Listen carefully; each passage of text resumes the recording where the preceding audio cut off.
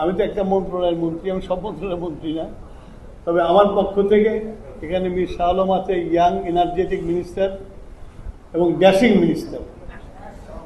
তো তার সহযোগিতা এবং আমাদের খাদ্য এবং জনপ্রশাসন মন্ত্রী প্রতিমন্ত্রীর সহযোগিতা নিয়ে আমাদের পক্ষে যতখানি করা দরকার সেটা করবো ইনশাআল্লাহ। আমরা কাজ করছি এবং আমরা যে দেশটা পেয়েছি অর্থনৈতিক ভাগে একবারে ভঙ্গুর অবস্থা।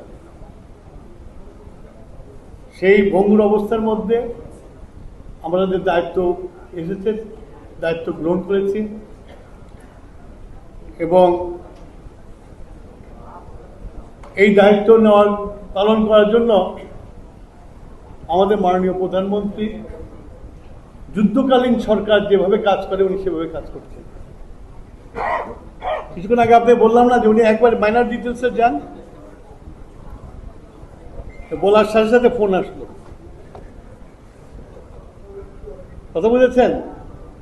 তো এইভাবে তারেক রহমান দেশ চালাচ্ছে এবং সেটা হলো দেশের কল্যাণের জন্য এবং তার টিম ওয়ার্কার হিসেবে আমরা কাজ করে যাচ্ছি। এখানে অনেক দাবি দাবা এসছে, এখানে অনেক জিনিস ছিল, অনেক জিনিস নাই। এগুলো সব একত্রিত করে 5 বছরের মধ্যে পাহাড় সমান কাজ সম্পূর্ণ করা সম্ভব না। তবে 5 বছরে আমরা শুরু করতে পারবো। তারপরে আমরা ওদের মধ্যে আর বলতে পারবো না 2040 সাল পর্যন্ত থাকবো। আমরা বলতে পারি যে আমরা আগামী 30 সাল পর্যন্ত থাকবো, 30 সালের মধ্যে যা করার করে যাব। তারপরে যদি জনগণ আমাদেরকে আবারও ভোট দেয়, কারণ বিএনপি ভোট ছাড়া কখনো ক্ষমতায় আসে না, তাহলে আমরা সেগুলো কন্টিনিউ করব।